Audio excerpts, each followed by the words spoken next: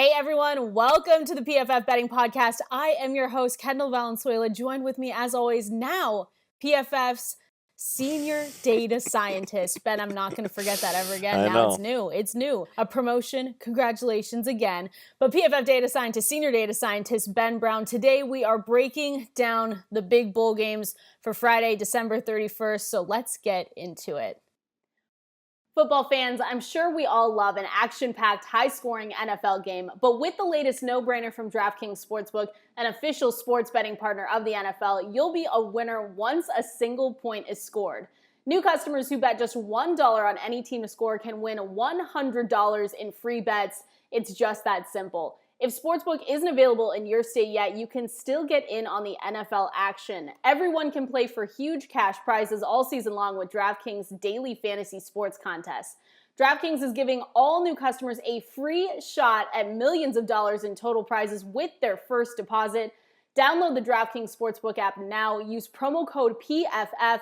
Bet $1 on any team to score and win $100 in free bets if they score. You score with promo code PFF this week at DraftKings Sportsbook, an official sports betting partner of the NFL. Must be 21 or older, New Jersey, Indiana, or Pennsylvania only. New customers only. Minimum $5 deposit and $1 wager required. One per customer. Restrictions apply. See DraftKings.com/sportsbook for details.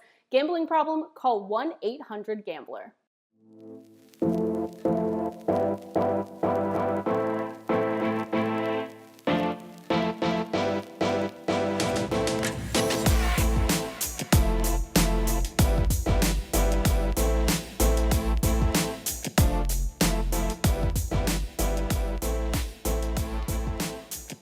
Ben, I feel like I have to ask you about your Christmas, too. I feel like we haven't talked in a while. Was your Christmas good? Are you ready for New Year's? I mean, I don't know if I'm ever ready for New Year's, I guess. Christmas was good. Obviously, enjoyed some time with the family, got some presents for the little ones that are running around my life. Apparently, there's more of them every day, it seems like. But yeah, it was pretty good, I would say. I didn't get too many great presents for myself, unfortunately, but hopefully some winning sports bets will help me, pay for some things that I absolutely need. But how was your Christmas? What was your best Christmas present then? Funny enough, my best Christmas present wasn't something that was actually a gift to me. My little brother and I so we're a card family. Like, we love games. Okay. So we're big into cribbage. If anyone likes cribbage, I could crush you in cribbage. I just want you to know that I could. Hearts, oh hell, huge game family. So, but my brother and I love to play Settlers of Catan. Okay. And I don't know if you've played that because it's a little dorky, a little nerdy. I know. I should have known you played that. No offense. I should have known you played that. So we are obsessed with that game, and we are now just like in this like every night, couple times a day playing Catan, and it's just, I'm obsessed. If anyone has tips or tricks so I can beat him, he always wins. He always settles by the ports. You gotta play the ports. I just really need to learn. I rely on the cards that you can buy. Right. So I just need to stop doing that. Yeah, I think the ports, I think like the 2-for-1 ports or whatever are key, especially depending on where, I can't even think of the word right now, but like the 8-6, whatever the numbers are, wherever they land, I think you gotta position yourself for the ports on the second go around. But going back to the cribbage thing, I will probably destroy you in cribbage. That is definitely my jam. That was like my first foray into gambling. I used to play quite a bit with my grandma, actually, and we used to play like quarter point cribbage for whoever lost and those sorts of things when I was actually pretty young. So she taught me how to be a good sport as well. I used to get pretty upset when she would not let me win. So that was like my first not only understanding of like cards and math and gambling, but it was also my first time learning how to lose a little bit. So I think overall it was a pretty good life lesson for me. That's incredible. So we are thanking your grandma for the PFF senior data scientist role before your game. That's incredible. I love that. Well, hopefully our good fortune rolls into Friday. I'm super excited. It's just going to be a great day. I don't know if you like bowl games on New Year's Eve. I know some people are torn between it. This year I kind of like it, but I know we've got two a little bit smaller bowl games before the obvious big ones. So let's start with Wake Forest and Rutgers. I know we have value on the under there, but I'm curious as to what you like in that bowl game. Yeah, definitely. I don't feel great about taking an under in Wake Forest, but of course, if I'm going to, it is going to be against an opponent like Rutgers, obviously filling in for Texas A&M. Not a good matchup for Rutgers, kind of, transitioning to having to play a team that I think is actually quite good here with Sam Hartman at quarterback. We have Rutgers at 110th in the nation, and our opponent just a defensive grade, even worst offensive ranking. So I definitely think the only side to play here, if you can find a number like minus 15.5 for Wake Forest, we are showing a little bit of value on that. Okay. I do think that they are going to win pretty handedly here. We also, like you said, like the under at 62.5.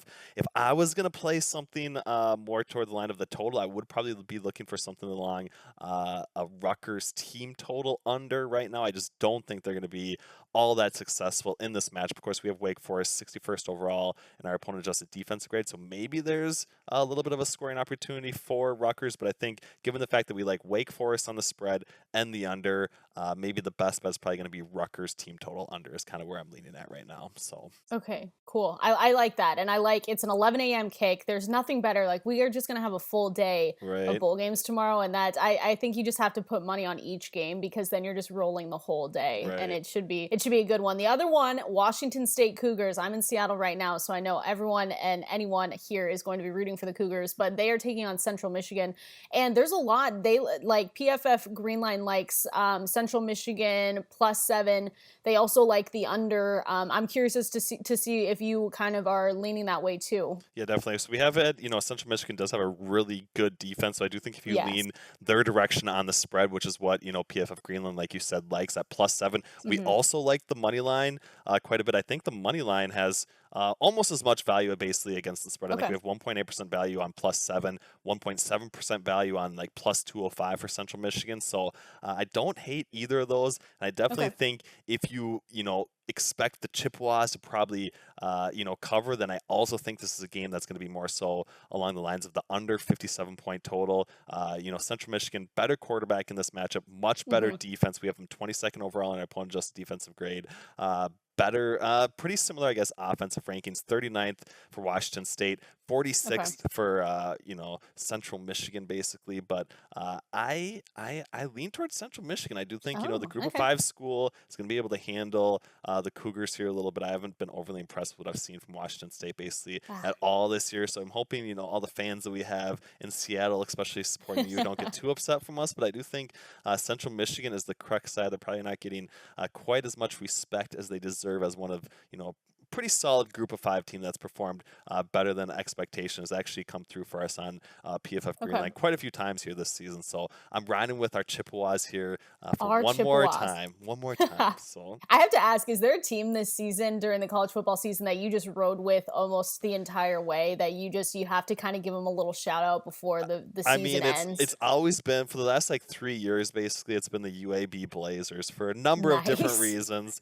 They've come through for us a number of different times. I do think every time that I backed them this year, it basically worked out for us. I'm trying to think. They did cover, against BYU. We did like them against BYU in that matchup on December 18th as, 6.5 point closing dogs. They did end up winning outright. So they're definitely my actual team, our Blazers. I do think we talked about that with Eric here just once or twice. And then I think the only other team that I really have a soft spot for in my heart, specific to 2021, would be Old Dominion. I do think they basically got me to the window on 4 separate occasions, and they were just a team that I really like. So I definitely like the Group of 5 teams. I do think that's going to be a spot or emphasis for me in 2022, because I do think that is probably one of the easiest betting markets to bet game spreads or totals on here. So you heard it here first. You heard it here first. 2022. We're already telling you what Ben Brown likes. That's awesome. Well, let's get into obviously the 2 big bowl games. We'll start with the Cotton Bowl. I have to say our Cincinnati. You're in Cincinnati right now, so that right now especially is our Cincinnati Bearcats. They're taking on Alabama. And Ben, I can't think of it's so overplayed, but I can't think of a better way to say it than David versus Goliath. And I know that's so overplayed. So I kind of want to hear first, how you think that Cincinnati, if you think they can just not allow this game to get completely lopsided, and what, I don't want to say that they're going to get destroyed, because I don't want to believe that, but how do they keep this game within reach so that they're not totally blown out and overtaken by Alabama? Yeah, definitely. Well, I do think it obviously has to be with their defense, right? And that's something that, PFF doesn't necessarily love, focusing on or basically saying like this is the way that they absolutely have to win. But number 2 overall in our opponent adjusted pass rush grade, number 3 overall in our opponent adjusted coverage grade, that is the way that they're going to win. If they can get pressure on Bryce Young here, they have the 2nd overall defense in the FBS here in 2021 according to our opponent adjusted grades overall. So that is the way that they have to keep this game close. And I think they have the capabilities to do it. I don't think it's much of a David versus Goliath showdown. I do think Cincinnati definitely belongs in this game. In saying that, they are, basically 2 touchdown underdogs right now. So they're going to have to play really well. I think Jerome Ford's going to have a number of rushing yards on the ground. His player prop is set at 70.5 at Caesar Sportsbook right now. I think if he goes over that, I think we could see that, Cincinnati cover. If he's under that and they're just not successful running the football, they're not obviously going to be successful keeping that Alabama offense on the sideline. It's going to be a pretty long day for Bearcats fans. So I don't know. It is interesting because our power rankings, betting models, and everything else have kind of been higher than the betting market on Alabama all year. We are seeing that again in this particular matchup. We do show just a little bit of value on Alabama as minus 13.5 point favorites. So we have like 0.2% value on that right now. So it's interesting. I think Alabama obviously is what covered. I want to say only they've won 7 5 games. Yeah, 7 and games they've won, so far. And they've won 5 straight semifinal games by on average 20 points per game. So that is just where it gets me just a little bit. Right, they run up the score in the semifinal game. But yeah, they haven't necessarily been covering all that much this year. I think they're 7-6 against the spread. So take that with a grain of salt a little bit, but I think if I was betting something on the game line, I would be taking Alabama. In saying that, I also think, Jerome Ford, I mentioned him earlier. I do think him going under 70.5 rushing yards seems to be a decent bet against an Alabama run defense that we have basically as, the 4th best unit in the NFL. I do think, or fourth best unit in the FBS. The coverage unit has been quite good, but I do think they're going to be more susceptible through the air than on the ground. I do think they're probably going to focus on Jerome Ford. So it's going to require Desmond Ridder to potentially beat Alabama, and I just don't know if he's actually going to live up to actually being able to do that. So that's the toughest thing, I think, when you look at the matchup. There's positives and negatives on each side, but I think Desmond Ridder, especially, I think for me, the keys there, his accuracy is a concern, kind of like you mentioned, and then for me, it's like the poor passing on 3rd downs for that team, and I think that's what's going to be the nail in the coffin eventually. Because that top tier Alabama team, especially like more defensively with him, could be a problem early. And this team just does not want to go down early because that'll be a really tough hole to climb out of. Right, definitely. I do agree with you 100%. I do think they're going to have to start off early. They probably are going to have to get some of the first points on the board. If they can do that, they can maybe control the game just a little bit more. But yeah, if they're down even a touchdown, if they're down 2 touchdowns at halftime, it's going to get out of control pretty quickly in the second half from my perspective. So not as excited about this one. I'm not excited about this game as I am as Georgia, Michigan, but we'll see how this one breaks out for us. Hopefully we're happy. You gotta go out to the bars or something. You're gonna go out to a Cincinnati bar or something and watch it? I think the plan is we're gonna be at the casino in Lawrenceburg, sweating it out, of course. Home away from home, basically, I think is gonna be the spot. That screams Eric Eager. Yes, that had to have been Eric's idea. That's the one and only Eric Eager's that's fantastic. One thing. So we'll probably be there New Year's Eve. We'll probably be there New Year's Day. We'll see what happens. We might be there TBD. Every day. TBD on our You'll probably be there with us, next week. It's true. It's true. So. TBD on our next podcast, everyone, because they're going to the Kentucky casino. Well, you said you're more excited about this game, and I think everyone is just a little bit more excited about Georgia and Michigan. That's going to be a great battle. I want to know, again, kind of like the first preview we did, what you're really looking for in this game. And honestly, I just kind of want to know straight up who you think could come out on top with this one. Yeah, definitely. I like Michigan, right? I think they are the team that could potentially pull the upset up here in the semifinal round. Obviously, they're 7.5 point favorites, so it's a much closer spread than what Cincinnati's dealing with. But I think they have the pieces in place to absolutely challenge a Georgia team that I think is just a little bit overrated right now. So I do think, defensively, obviously they have the pass rush with Hayden Hutchinson. He's going to be creating havoc for Stetson Bennett basically all game long. I think if they can win that matchup, Cade McNamara is going to be able to do enough on the offensive side of the ball in order to potentially keep Georgia at bay. And I don't think that Georgia's going to be able to win this one strictly based on their defense. So plus 7.5, I'm taking Michigan. Plus 240, plus 245 on the money line. I also think that has quite a bit of value. We're showing 3.7% value at plus 242. So this is the Wolverines' day here. We're going to be bleeding blue and yellow, thankfully. Oh my gosh. And I think it's going to be a fun matchup. So we'll see. I don't